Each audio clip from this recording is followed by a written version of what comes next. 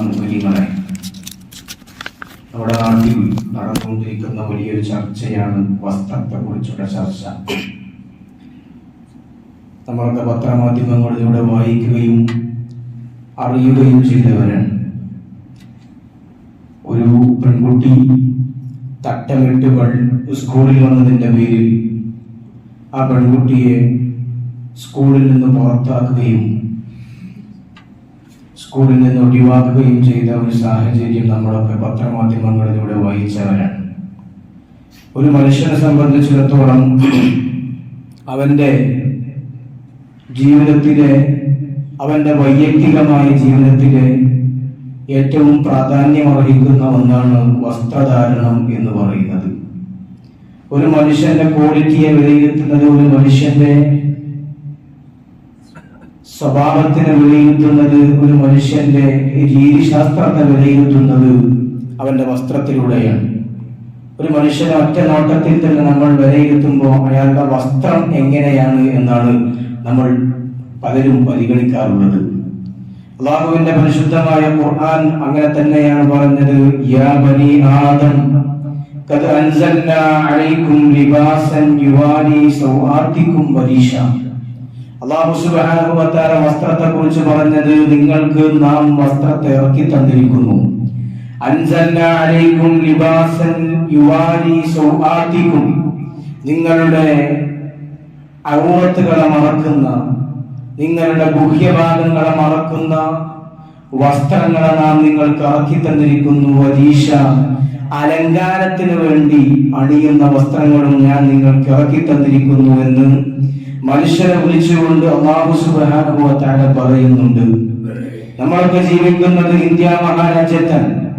ഇന്ത്യയുടെ ഭരണഘടനയുടെ 25-ാം ആർട്ടിക്കിൾ പറയുന്നത്, ഈ രാജ്യത്തുള്ള ഏതൊരു പൗരനും ഏതൊരു വസ്ത്രമണിയാനും അവരുടെ മതമനുസരിച്ച് ജീവിക്കാൻ, ഏത് മതത്തിന്റെ ശാസനകൾ അനുസരിച്ച് ജീവിക്കാൻ സ്വാതന്ത്ര്യമുണ്ട് എന്ന് പറയുന്ന ഭരണഘടനയാണ് നമ്മുടെ രാജ്യത്തുള്ളത്. ഈ ഭരണഘടനയുള്ള രാജ്യത്ത് എല്ലാ മതക്കാർക്കും ഒരുപോലെ ഏത് വസ്ത്രവും അവരനുശാസിക്കുന്ന, അവരുടെ മതം പറയുന്ന വസ്ത്രം അനുസരിച്ച് ജീവിക്കാനുള്ള കാഴ്ചപ്പാടുകൾ പഠിപ്പിക്കുന്ന ഒരു രാജ്യത്താണ് തനി വർഗീയത വെച്ചു വിളമ്പുന്നത്. സമുദായങ്ങൾക്കിടയിൽ, ക്രൈസ്തവർക്കിടയിൽ, ഹൈന്ദവ സമൂഹത്തിനിടയിൽ, മുസ്ലിമീങ്ങൾക്കിടയിൽ ഭിന്നിപ്പിന്റെ വിത്തുപാവുക, ഇതാണ് നമ്മൾ കണ്ടുകൊണ്ടിരിക്കുന്നത്. നമ്മുടെ സാഹചര്യങ്ങൾ വളരെ മോശത്തിലേക്കാണ് പോയിക്കൊണ്ടിരിക്കുന്നത്. വസ്ത്രം എന്ന് പറയുന്നത് മനുഷ്യന്റെ ഐഡന്റിറ്റിയാണ്. ആ വസ്ത്രത്തെ ചോദ്യം ചെയ്യുന്നത്, ആ ഒരു സംസ്കാരത്തിന്റെ, ഒരു മതത്തിന്റെ വസ്ത്രധാരണ രീതിയെ ചോദ്യം ചെയ്യുന്നത്, അത് നമ്മുടെ രാജ്യത്തിന് അഭിലഷണീയമായ കാര്യമല്ല. അത് നമ്മുടെ രാജ്യത്തിന്റെ പുരോഗതിക്ക്, പുരായാന പ്രവർത്തനങ്ങൾക്ക് തടസ്സം നിൽക്കുന്ന കാര്യമാണ്. അത്തരത്തിലുള്ള വർഗീയ പരാമർശങ്ങൾ ചില കേന്ദ്രങ്ങളിൽ നിന്നുണ്ടാകുമ്പോ വളരെ ഖേദത്തോടുകൂടെയാണ്, ദുഃഖത്തോടുകൂടെയാണ് മുസ്ലിം സമൂഹങ്ങളായ നമ്മളൊക്കെ അതിനെ വായിക്കുന്നത്, അതിനെ കണ്ടുകൊണ്ടിരിക്കുന്നത്. ഒരു മുസ്ലിമിനെ സംബന്ധിച്ചിടത്തോളം അവന്റെ വസ്ത്രധാരണം എങ്ങനെയായിരിക്കണം എന്ന് പരിശുദ്ധമായ ദീനുൽ ഇസ്ലാം വളരെ കൃത്യമായി നമുക്ക് പഠിപ്പിച്ചു തന്നിട്ടുണ്ട്. നമ്മളൊക്കെ എല്ലാ ദിവസവും നമ്മൾ വീട്ടിൽ നിന്ന് പുറത്തിറങ്ങുമ്പോൾ നമ്മളൊക്കെ നല്ല രൂപത്തിൽ വസ്ത്രം അണിയുന്ന ആളുകളാണ്. നല്ല രൂപത്തിൽ നല്ല തേച്ചു മിനുക്കിയ വസ്ത്രങ്ങൾ അണിയുന്ന ആളുകളാണ് നമ്മളൊക്കെ. പക്ഷേ പരിശുദ്ധമായ ഇസ്ലാമിന് ഒരു മുസ്ലിമിന്റെ വസ്ത്രം എങ്ങനെയായിരിക്കണമെന്ന കാഴ്ചപ്പാടുണ്ട്. ഒരു മുസ്ലിമിന്റെ വേഷവിധാനം എങ്ങനെയായിരിക്കണമെന്ന് പരിശുദ്ധമായ ഇസ്ലാമിന്, അത് ആണായാലും പെണ്ണായാലും കുട്ടിയായാലും വൃദ്ധയായാലും വയസ്സനായാലും എങ്ങനെയുള്ള ആളുകളായാലും അവരുടെ വസ്ത്രധാരണം എങ്ങനെയായിരിക്കണമെന്ന് പരിശുദ്ധ ഇസ്ലാം പഠിപ്പിച്ചിട്ടുണ്ട്. ലോകത്ത് ആദ്യമായി ആദം നബി അലൈഹിസ്സലാത്തു വസ്സലാമിനെയും ഹവ്വാ ബീവി റളിയല്ലാഹു തആല അൻഹയും ഇബ്ലീസ് ലഅനത്തുല്ലാഹി അലൈഹി സ്വർഗ്ഗത്തിൽ നിന്ന് പുറത്താക്കപ്പെടുമ്പോ ആദ്യമായി അവർക്ക് ചെയ്തു കൊടുത്ത, ആദ്യമായി അവരെ കൊണ്ട് ചെയ്യിപ്പിച്ച ഒരു പണിയാണ് നഗ്നതാ പ്രദർശനം എന്നത്. അല്ലാഹുവിന്റെ വിശുദ്ധമായ ഖുർആൻ പറയുന്നുണ്ട്, യാ ബനി ആദം ലാ യഫ്തിനന്നകും ശൈത്താനു കമാ അഖ്റജ അബവൈകും മിനൽ ജന്ന.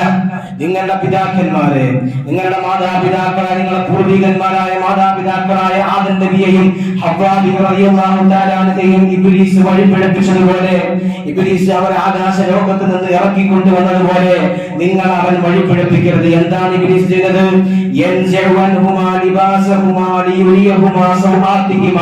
അല്ലാഹുവിന്റെ വിശുദ്ധമായ ഖുർആൻ പറയുകയാണ്, ആദം നബി അലൈഹിസ്സലാത്തു വസ്സലാമും ഹവ്വാ ബിബി റളിയല്ലാഹു തആല അൻഹയും സ്വർഗ്ഗത്തിൽ കഴിയുന്ന സന്ദർഭത്തിൽ അവർക്ക് നല്ല വസ്ത്രങ്ങൾ അല്ലാഹു കൊടുത്തിരുന്നു. എന്നാൽ സ്വർഗ്ഗത്തിൽ നിന്ന് ഭൂമിയിലേക്ക് അവർ ഇറക്കപ്പെട്ടപ്പോ അവരുടെ നഗ്നത വെളിവായി. എന്നാൽ ലോകത്തത് കാണാൻ ആരും ഉണ്ടായിട്ടില്ല എങ്കിൽ പോലും അവരുടെ ദിവസ്ത്രരായിട്ടാണ്, വസ്ത്രങ്ങളില്ലാതെയാണ് ആദം നബിയെ ഒരു ഭാഗത്തും ഹവ്വാ ബിയെ മറ്റൊരു ഭാഗത്തും അല്ലാഹു സുബ്ഹാനഹു വ തആല ഭൂമിയിലേക്ക് ഇറക്കുന്നത്. ആദ്യമായി ഇബ്ലീസ് ചെയ്ത തിന്മയാണത് നഗ്നതാ പ്രദർശനം. ആണിന്റെയും പെണ്ണിന്റെയും നഗ്നത പ്രദർശിപ്പിക്കുക, അവരുടെ വസ്ത്രങ്ങൾ എടുത്തു മാറ്റുക എന്നത് എക്കാലത്തും ഇബ്ലീസ് ലഅനത്തുല്ലാഹി അലൈഹിയുടെ പ്രവർത്തനമാണ്. അത് ആദം നബിയുടെ കാലം മുതൽ ഇന്ന് വരെ തുടർന്നുകൊണ്ടിരിക്കുന്ന ഏറ്റവും വലിയ ഒരു ഫിത്നയായി മാറിയിരിക്കുകയാണ് നഗ്നതാ പ്രദർശനം എന്ന് പറയുന്നത്. അല്ലാഹുവിന്റെ പരിശുദ്ധമായ ഖുർആൻ അതാണ് സൂചിപ്പിക്കുന്നത്. ഇത് നമ്മുടെ നാട്ടിൽ നടന്നുകൊണ്ടിരിക്കുന്ന, നമ്മുടെ പരിസരങ്ങളിൽ കണ്ടുകൊണ്ടിരിക്കുന്നത് മുഴുവൻ അതാണ്. ആണും പെണ്ണും നഗ്നത പ്രദർശിപ്പിക്കുന്നു. അല്ലാഹുവിന്റെ വിശുദ്ധമായ ദീൻ പഠിപ്പിച്ച ഒരു നിയമമുണ്ട്. എന്താണ് ആ നിയമം? ആണിന് ഒരു കൃത്യമായ ഔറത്ത് അല്ലാഹുവിന്റെ ദീൻ നിശ്ചയിച്ചിട്ടുണ്ട്. പെണ്ണിന് ഒരു കൃത്യമായ ഔറത്ത് ദീൻ ഇസ്ലാം പഠിപ്പിച്ചിട്ടുണ്ട്. ആണിന്റെ ഔറത്ത് എന്താണ്? ആണിന്റെ ഔറത്ത് മുട്ടിന്റെയും പൊക്കിളിന്റെയും ഇടയിലുള്ള ഭാഗം മറച്ചിരിക്കണം എന്നാണ് വിശുദ്ധ ഇസ്ലാം പറയുന്നത്. മുട്ടുപൊക്കിളിന് ഇടയിലുള്ള ഭാഗം പുരുഷൻ നിർബന്ധമായും മറക്കണം എന്ന് അല്ലാഹുവിന്റെ വിശുദ്ധമായ ഖുർആൻ പറയുന്നു. എന്നാൽ നമ്മൾ എത്ര പേരുണ്ട് അതനുസരിക്കുന്നവർ? കൃത്യമായി ആ നിയമത്തെ ഫോളോ ചെയ്യുന്ന എത്ര ആളുകൾ നമ്മുടെ കൂട്ടത്തിലുണ്ട്? അങ്ങാടിയിലേക്ക് ഇറങ്ങിയാൽ കാണാം. പള്ളിയല്ല ഞാൻ പറയുന്നത്, അങ്ങാടിയിലേക്ക് ഇറങ്ങിയാൽ കാണാം. എന്താണ് കാണുന്നത്? തുണി മടക്ക് കുത്തുന്നു. തുണി മടക്ക് കുത്തി തന്റെ തൊട വെളിവാകുന്ന രൂപത്തിൽ അത് ഔറത്ത് വെളിവാക്കലാണ്. അത് നഗ്നതാ പ്രദർശനമാണ്. അത് പുരുഷന്റെ ഔറത്ത് വെളിവാക്കലാണ്. പുരുഷന്റെ ഔറത്ത് പരിശുദ്ധമായ ഇസ്ലാം പഠിപ്പിച്ചത് മുട്ടുപൊക്കിളിന് ഇടയിൽ മറക്കണമെന്നാണ്. എന്നാൽ ഒരാൾ തുണിയെടുത്ത് അത് മടക്ക് കുത്തുമ്പോൾ സംഭവിക്കുന്നത് അവന്റെ തൊട വെളിവാകുകയാണ്. അത് ഹറാമാണ് എന്നാണ് പരിശുദ്ധമായ ഇസ്ലാം പഠിപ്പിക്കുന്നത്. മഹാനായ അലി റളിയല്ലാഹു തആല അൻഹു പറയുന്നു, അലി റളിയല്ലാഹു അൻഹുവിനോട് നബി തങ്ങൾ പഠിപ്പിക്കുകയാണ്, ലാ തുബ്രിസു ഫഖദക, അല്ലയോ അലിയെ, നിന്റെ തൊട നീ വെളിവാക്കരുത്. നിന്റെ തൊട നീ മറ്റുള്ളവർക്ക് കാണിച്ചു കൊടുക്കരുത്. നിന്റെ മുട്ടിന് മുകളിലുള്ള മറ്റു ഭാഗങ്ങൾ നീ മറ്റുള്ളവർക്ക്, ആളുകൾക്ക് കാണാവുന്ന വിധത്തിൽ നീ കാണിച്ചു കൊടുക്കരുത്. വലാ തൻദുർ ഇലാ ഫഖദി ഹയ്യിൻ വലാ മയ്യിത്തിൻ, ഒരു മരിച്ച മയ്യിത്തിന്റെയോ ജീവിച്ചിരിക്കുന്ന ഒരു വ്യക്തിയുടെയോ തുടയിലേക്ക്, അയാളുടെ മുട്ടുപൊക്കിളിന്റെ ഇടയിലുള്ള ഭാഗത്തേക്ക് നീ നോക്കുകയും ചെയ്യരുത് എന്ന് മഹാനായ അലി റളിയല്ലാഹു അൻഹുവിനോട് നബി സല്ലല്ലാഹു അലൈഹി വസല്ലം തങ്ങൾ ഉപദേശം കൊടുക്കുന്നുണ്ട്.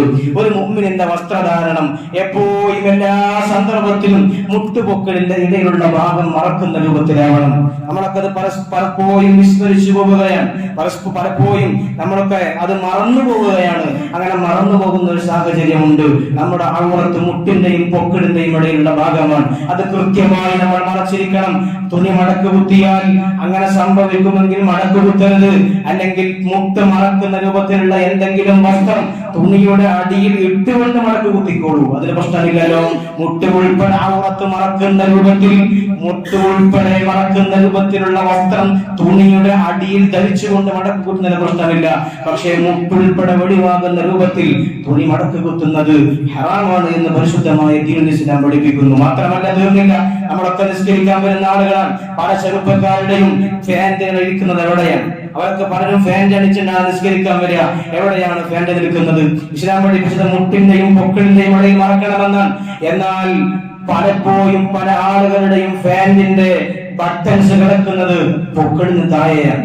പൊക്കിളിന് താഴെയാണ് എന്ന് മാത്രമല്ല, ആ പൊക്കിളിന് താഴെ കിടക്കുന്ന വസ്ത്രം കൊണ്ട് സുജൂദ് ചെയ്താൽ ഒരു പക്ഷേ സുജൂദിലേക്ക് പോകുമ്പോൾ അവന്റെ കുപ്പായം ഇറങ്ങിക്കൊണ്ട് താഴേക്ക് ഇറങ്ങിക്കൊണ്ട് ഔറത്ത് വെളിവാകുന്ന ഒരു സാഹചര്യം കാണാറുണ്ട്. പലപ്പോഴും അത് കാണാറുണ്ട്. അത് അനുഭവമാണ്. പലരുടെയും ഔറത്ത് വെളിവാകുന്ന രൂപം പൊക്കിളിന് താഴെ ഫാൻ എടുത്തുകൊണ്ട് വസ്ത്രം ധരിച്ചുകൊണ്ട് സുജൂദിലേക്ക് പോകുമ്പോ ഔറത്ത് വെളിവാകുന്ന സാഹചര്യമുണ്ട്.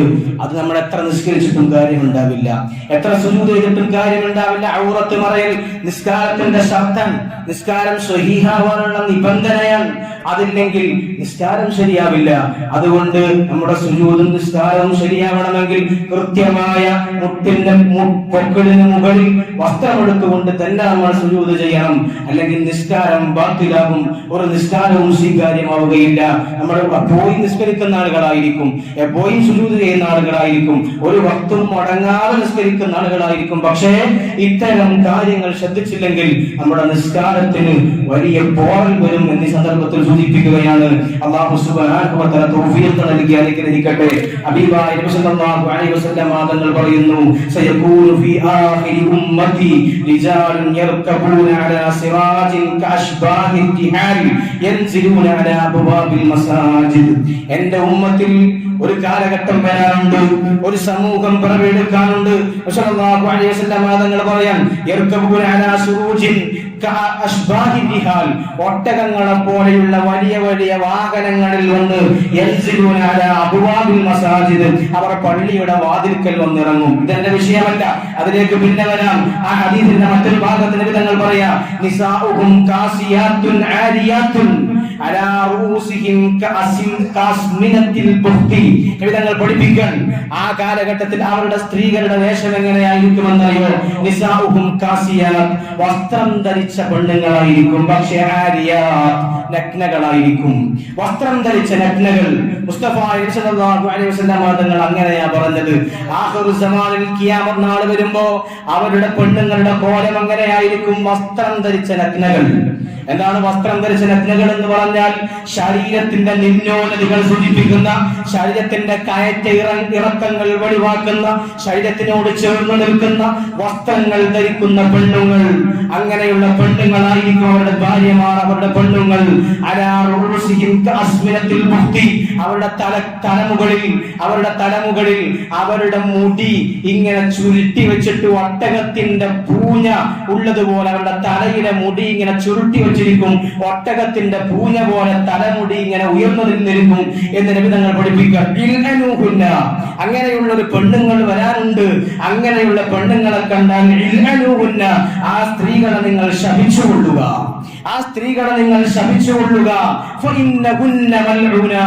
ആ സ്ത്രീകൾ അല്ലാഹുവിന്റെ ശാപത്തിന് വിധേയരായവരാണ്. അവർ അല്ലാഹുവിന്റെയും റസൂലിന്റെയും ശാപത്തിന് വിധേയരായ ആളുകളാണ് എന്ന് മുസ്തഫ നബി മുഹമ്മദ് മുസ്തഫ സല്ലല്ലാഹു അലൈഹി വസല്ലം തങ്ങൾ പഠിപ്പിക്കുക. നമ്മുടെ ഉമ്മമാർ അങ്ങനെയാണോ നമ്മൾ ചിന്തിക്കണം. നമ്മുടെ ഭാര്യമാർ അങ്ങനെയാണോ നമ്മൾ ചിന്തിക്കണം. നമ്മുടെ പെങ്ങന്മാർ, നമ്മുടെ സഹോദരിമാർ, നമ്മുടെ മക്കൾ അങ്ങനെയാണോ എന്ന് നമ്മൾ ഗൗരവത്തോടുകൂടെ ചിന്തിക്കണം. അവർക്ക് അല്ലാഹുവിന്റെ ശാപമുണ്ട്. വസ്ത്രം ധരിച്ച നഗ്നകൾ, വസ്ത്രം ധരിച്ചിട്ടുണ്ട്, എല്ലാ ഭാഗവും ശുദ്ധിയായി വസ്ത്രം ധരിച്ചിട്ടുണ്ട്. പക്ഷേ ശരീരത്തിന്റെ ഭാഗങ്ങൾ, വടിവത്ത ഭാഗങ്ങൾ പുറത്തേക്ക് വെളിവാകുന്ന രൂപത്തിലുള്ള വസ്ത്രങ്ങൾ ധരിക്കുന്നത് അവർക്ക് അല്ലാഹുവിന്റെ ശാപമുണ്ട് എന്ന് മുസ്തഫ നബി മുഹമ്മദ് സല്ലല്ലാഹു അലൈഹി വസല്ലം നമ്മൾ പഠിപ്പിക്കുകയാണ്. നമ്മൾ മാത്രം സ്വർഗത്തിലേക്ക് പോയാൽ പോരാ. നമ്മുടെ ഭാര്യമാർ സ്വർഗത്തിലേക്ക് പോകണം, നമ്മുടെ മക്കൾ സ്വർഗത്തിലേക്ക് പോകണം, എല്ലാവരും സ്വർഗത്തിലേക്ക് പോകണം, നമ്മുടെ കുടുംബക്കാരൊക്കെ സ്വർഗത്തിലേക്ക് പോകണം. അതുകൊണ്ട് നമ്മുടെ ഉമ്മമാരോ നമ്മുടെ പെങ്ങന്മാരോ മക്കളോ ആരെങ്കിലും അത്തരം ഒരു സാഹചര്യത്തിലുണ്ടെങ്കിൽ അതൊക്കെ നമ്മൾ പ്രത്യേകമായി സൂക്ഷിക്കണം. അതുപോലെ തന്നെ മുസ്തഫ നബി തങ്ങൾ പറഞ്ഞതാണ്, സ്ത്രീ വേഷം ധരിക്കുന്ന പുരുഷൻ, പുരുഷ വേഷം ധരിക്കുന്ന സ്ത്രീ, രണ്ടുപേരെയും അല്ലാഹു ശപിച്ചിട്ടുണ്ട്. ഇത് കണ്ടുകൊണ്ടിരിക്കുന്നത് മുഴുവൻ അതാണ്. ഇത് നമ്മുടെ നാടുകളിൽ, പരിസരങ്ങളിൽ, അങ്ങാടികളിൽ, ടൗണുകളിൽ ഒക്കെ കണ്ടുകൊണ്ടിരിക്കുന്നത് അതാണ്. പുരുഷ വേഷം ധരിക്കുന്ന സ്ത്രീകൾ വർദ്ധിച്ചുകൊണ്ടിരിക്കുകയാണ്. ഫാന്റും കുപ്പായം ഇട്ടിട്ട് ചെറിയ ചെറിയ മക്കൾ വരെ നമ്മൾ വളർത്തിക്കൊണ്ടുവരികയാണ്. നമ്മൾ അവരെ വസ്ത്രധാരണം വളരെ സൂക്ഷിച്ചുകൊണ്ട് കൊണ്ടു നടക്കണം. നമ്മുടെ ചെറിയ മക്കൾ ചെറിയ പ്രായത്തിൽ തന്നെ അവരെ നല്ല ഇസ്ലാമിക ചിട്ടയിലുള്ള വസ്ത്രങ്ങൾ ധരിപ്പിച്ചുകൊണ്ട് അവരെ പരിശീലിപ്പിക്കണം. ഇന്ന് നമ്മൾ കണ്ടുകൊണ്ടിരിക്കുന്നത് സ്ത്രീവേഷം ധരിച്ച, പുരുഷവേഷം ധരിച്ച സ്ത്രീകളെയാണ്.